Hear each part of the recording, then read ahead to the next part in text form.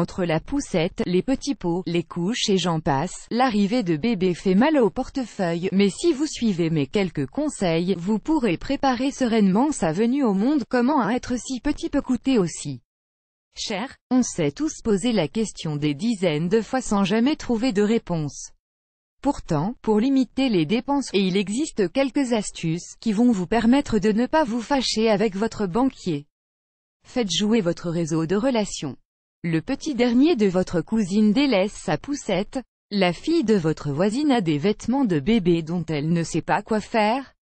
Pourquoi ne pas profiter de tout ce que peut vous offrir votre entourage? Les bébés grandissent vite, et oui, il est souvent dommage de dépenser des fortunes dans des vêtements pour bébé neufs ou du matériel neuf.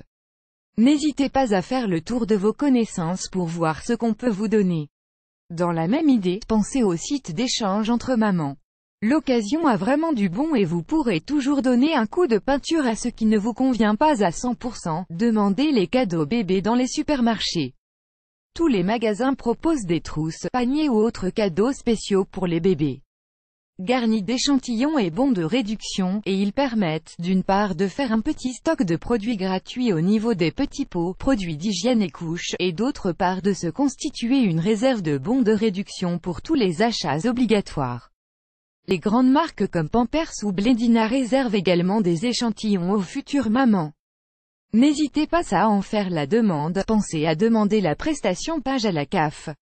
Enfin, pour préparer l'arrivée de bébé dans de bonnes conditions, pensez à faire un dossier pour bénéficier de la page à la CAF.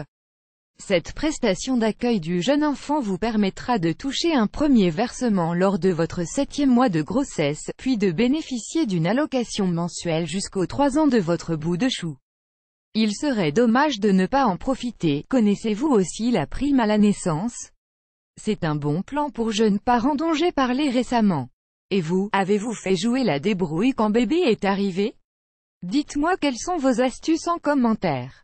Économie réalisée. L'arrivée d'un bébé fait très vite chauffer la carte bancaire si on n'y prend pas garde.